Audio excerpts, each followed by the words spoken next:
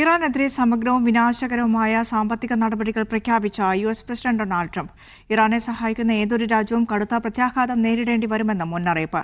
American സാമ്പത്തിക ഭീകരത ലോകരാജ്യങ്ങളോടുള്ള തുറന്ന വെല്ലുവിളിയാണെന്ന് ഇറാൻ വിദേശകാര്യമന്ത്രി അബ്ബാസ് അരാഗ്ചി പറഞ്ഞു. ആഭ്യന്തര കടക്കണിയിൽ നിന്ന് ശ്രദ്ധ തിരിക്കാനുള്ള ട്രംപിന്റെ തന്ത്രമെന്നും ഇറാന്റെ കുറ്റപ്പെടുത്തൽ. ഉപരോധ പ്രഖ്യാപനത്തെ വിമർശിച്ച് ചൈന.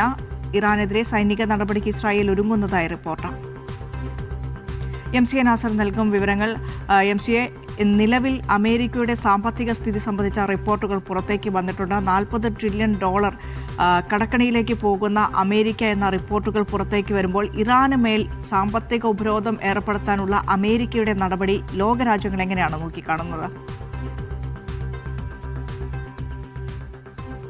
വലിയ തോതിലുള്ള ഒരു സാമ്പത്തിക യുദ്ധപ്രഖ്യാപനം തന്നെയാണ് അമേരിക്കൻ പ്രസിഡന്റ് ട്രംപ് ഇന്ന് വെളുപ്പിന് നടത്തിയിരിക്കുന്നത്. കാരണം കഴിഞ്ഞ 6 മാസമായി തുടരുന്ന സൈനികമായിട്ടുള്ള നടപടികൾ കൊണ്ട് മാത്രം ഇറാനെ ഒരു കരാറിനെ പ്രേരിപ്പിക്കാൻ സാധിക്കുകയില്ല എന്ന തിരിച്ചറിവിന്റെ അടിസ്ഥാനത്തിലാണ് കൂടുതൽ ശക്തമായിട്ടുള്ള ഉപരോധ നടപടികൾ, സാമ്പത്തിക യുദ്ധപ്രഖ്യാപനം തന്നെ ട്രംപ് ഭരണകൂടം ഇപ്പോൾ പ്രഖ്യാപിച്ചിരിക്കുന്നതും അതുമായി ബന്ധപ്പെട്ട നടപടികൾ മുന്നോട്ട് പോകുന്നതും. ഇത് ഏറ്റവും കൂടുതൽ ഇറാന്റെ സാമ്പത്തിക ഘടനയെ പൂർണ്ണമായിട്ട് തകർക്കുക എന്നൊരു ലക്ഷ്യത്തോടു കൂടിയാണ്. ഇറാന്റെ സാമ്പത്തിക ധമനികളെ പൂർണ്ണമായിട്ടും വിച്ഛേദിക്കാൻ ഈ ഒരു പദ്ധതി വ്യവസ്ഥ ചെയ്യുന്നുണ്ട്. എക്കണോമിക് ഡേ എന്ന പേരിലാണ് ഇപ്പോൾ ഈ പദ്ധതിക്ക് ട്രംപ് നാമകരണം ചെയ്തിരിക്കുന്നത്. ഇതിന്റെ ഏറ്റവും വലിയ പ്രധാനപ്പെട്ട ഒരു പ്രത്യേകത ഇറാനുമായിട്ട് വാണിജ്യ ബന്ധങ്ങൾ തുടരുന്ന എല്ലാ രാജ്യങ്ങൾക്കെതിരെയും അതിശക്തമായിട്ടുള്ള നടപടികൾ ഉണ്ടാകുമെന്ന ഒരു മുന്നറിയിപ്പാണ്. രണ്ടാം ലോക യുദ്ധത്തിന് ശേഷം ഇതാദ്യമായിട്ടാണ് ഒരു രാജ്യത്തിന് നേരെ തങ്ങൾ ഇത്രയും വലിയ ഒരു ഉപരോധ നടപടികൾ പ്രഖ്യാപിക്കുന്നതെന്ന് US പ്രസിഡന്റ് ട്രംപും അതോടൊപ്പം തന്നെ US ട്രഷറി വകുപ്പ് മേധാവിയും വെളിപ്പെടുത്തിയിട്ടുണ്ട്. കാരണം ഇതിൽ ചൈന, റഷ്യ ഉൾപ്പെടെയുള്ള നിരവധി രാജ്യങ്ങൾ, ഇന്ത്യ ഉൾപ്പെടെയുള്ള നിരവധി രാജ്യങ്ങളാണ് വലിയ തോതിൽ വ്യാപാര പങ്കാളിത്തം ഇറാനുമായി തുടരുന്നത്.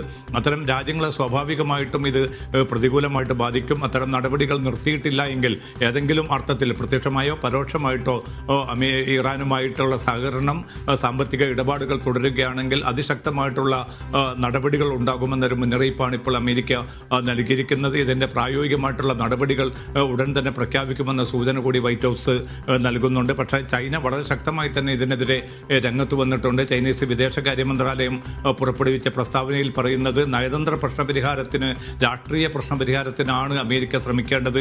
ഈ അർത്ഥത്തിലുള്ള ഉപരോധ നടപടികൾ ഒരു ജനതയ്ക്കെതിരെയും രാജ്യത്തിനെതിരെയും ഏർപ്പെടുത്തുന്നത് തികച്ചും വിപരീതമായിട്ടുള്ള ഫലങ്ങളായിരിക്കും ഉണ്ടാവുക.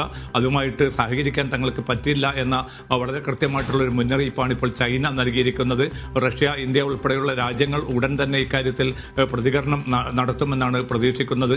എന്തായാലും അതിശക്തമായി തന്നെ ഇറാൻ നേതൃത്വം ഇതിനെതിരെയും രംഗത്ത് വന്നിട്ടുണ്ട്. കാരണം $40 ട്രില്യൺ പൊതുകടത്തിലേക്ക് അമേരിക്ക എത്തിയതായിട്ടുള്ള റിപ്പോർട്ടുകൾ ഇന്നലെയും ഇന്നുമായിട്ടാണ് പുറത്തു വന്നത്.